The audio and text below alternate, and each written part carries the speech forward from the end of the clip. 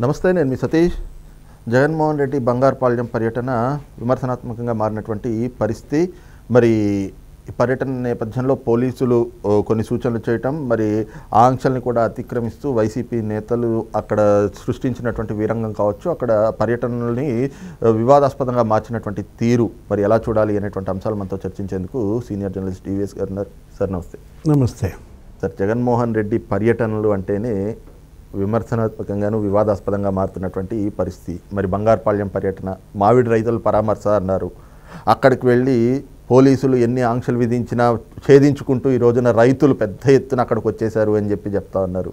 ఇంకోవైపు ఏమో పోలీసులు మాకు భద్రతే కల్పించట్లేదు, అసలు పోలీసులను అడ్డం పెట్టుకుని ప్రభుత్వం జగన్ పర్యటనను అడ్డుకోవాలని చూస్తోంది. ఈ రకంగా అసలు ఎక్కడ పొంతం లేనటువంటి ఈ కామెంట్స్.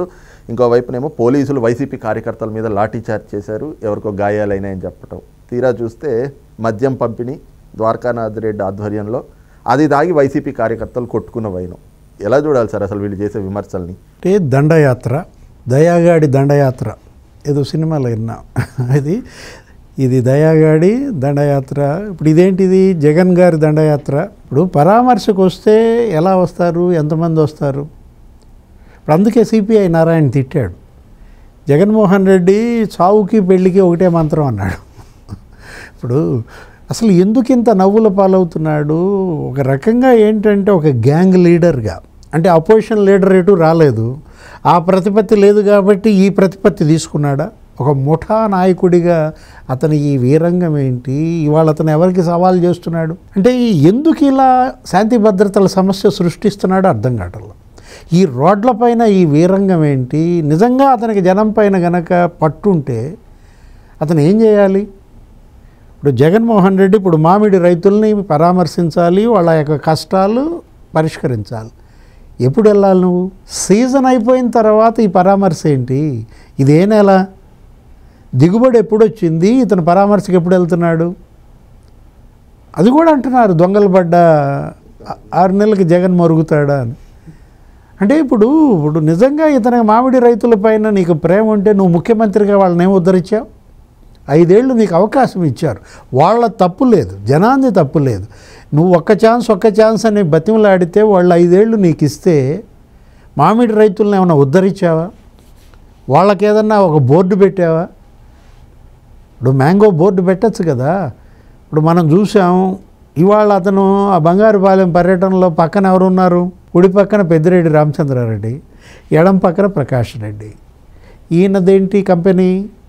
PLR foods. ఆయనదేంటి కంపెనీ? CGR foods. వీళ్ళిద్దరూ మామిడికాయలు ఎంత కొన్నారు?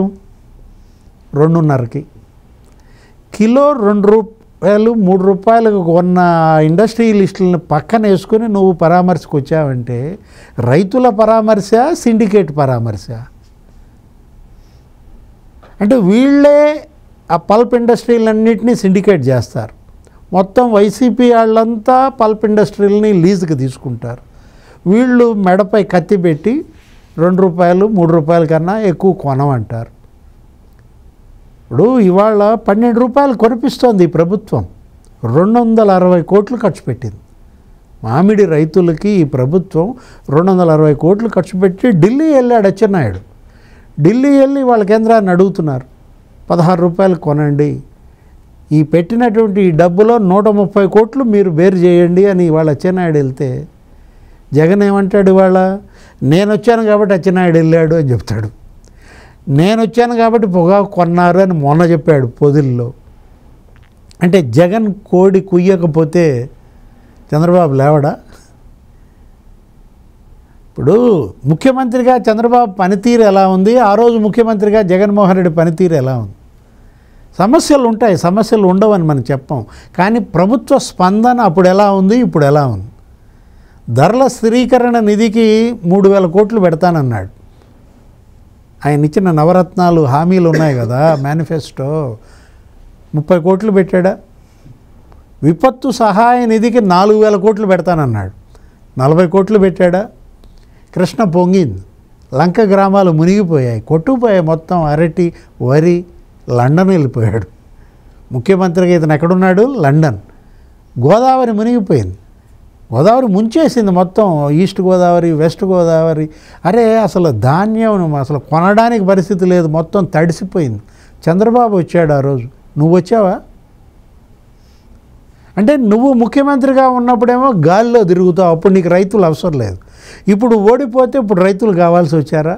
మొన్న వెళ్ళాడు పొదిలి పర్యటనకి, పొగాకు. అక్కడ ఏంటి ఆ బ్లాక్, అదేంటి ఆ నల్ల పొగాకు, అది మనం చూసాం. ఇతను 6,000కి ఇమ్మని జీవో ఇచ్చింది ఇతను. నువ్వే 6,000 కొనమని పొగాకు జీవో ఇస్తావు, నువ్వు ఆ యార్డుకి వెళ్తావు. చంద్రబాబు 12,000 కొనిపించాడు కేంద్రంతో. 250 కోట్లు పొగాకు రైతులకు సబ్సిడీ ఇచ్చిన ఒకే ఒక ప్రభుత్వం చంద్రబాబు ప్రభుత్వం దేశంలో. అంటే నీకు అవకాశం ఇచ్చినప్పుడేమో నువ్వు అలా చేసావు రైతుల్ని.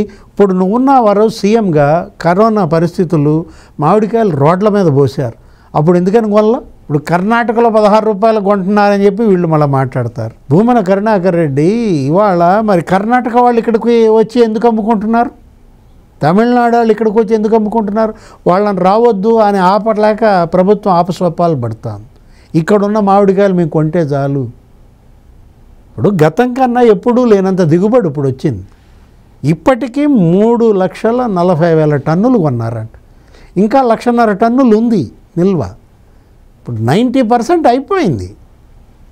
ఇంకా 10% ఉంటే ఇతను వచ్చి ఏం చేస్తాడు? ఇప్పుడు మనం చూసాం అసలు మొత్తం ఈ తోతాపురి రకం అంతా వెళ్ళేది ఇండస్ట్రీస్కి, పల్ప్ ఇండస్ట్రీస్కి వెళ్ళిపోద్ది. ఇక్కడికి ఎవరు తీసుకురారు. బంగారుపాలెం మార్కెట్కి వెళ్ళి నువ్వేం కొందామని, ఏం చేద్దామని ఏదో డ్రామా మాత్రం నడిపారు, పెద్ద షో చేశారు. మామిడికాయలు తీసుకొచ్చి రోడ్ల మీద పోయించి ట్రాక్టర్లతోటి.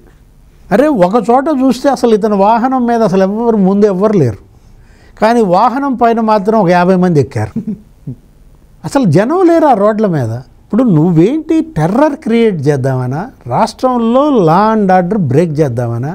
అంటే ఎస్పీని బెదిరిస్తున్నారు, డిఎస్పీని బెదిరించాడు, రప్ప రప్ప అంటున్నాడు. అతను ఎవరో మాజీ ఎమ్మెల్యే, పలమనేరు మాజీ ఎమ్మెల్యే వెంకటే గౌడ్ అంట.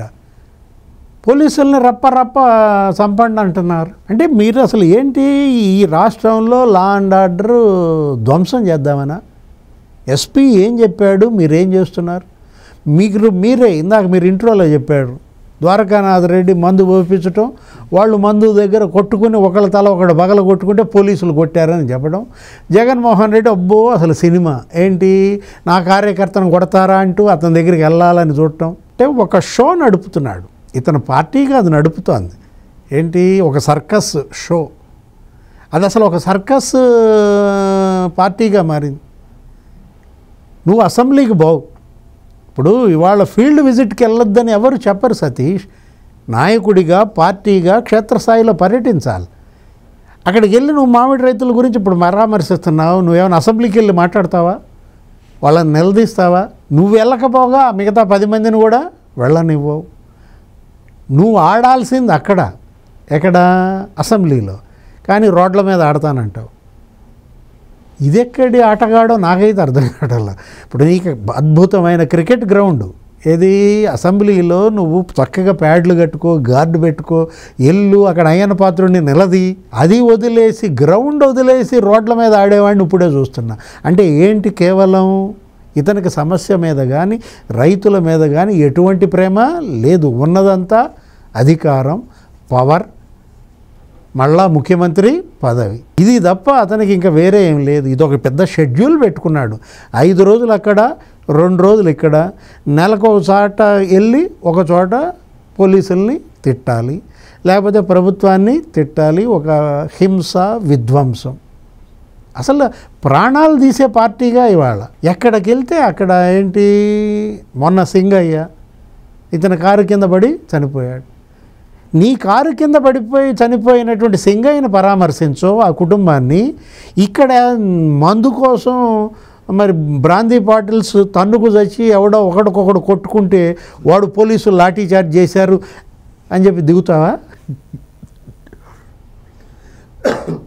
ఇప్పుడు వైసీపీ కార్యకర్త తల పగిలిందంట, వాళ్ళు కొట్టుకుంటే ఈయన పరామర్శించాలంట. కానీ నీ కారు టైర్ కింద నలిగి చనిపోయినాడిని మాత్రం పరామర్శించకుండా వెళ్ళిపోతావు. ఎప్పుడో మళ్ళీ సాయంత్రం రాత్రి 8ంటికి మా వాళ్ళు చెప్పారు అప్పుడు దాకా నాకు తెలియదు అంటావు. ఏమి షో నడుపుతున్నాడు. ఈ షోని ఇవాళ ప్రభుత్వం ఇవాళ కట్టిస్తుందా లేకపోతే జనం ఇతని ఆట ముగిస్తారా చూడాలి.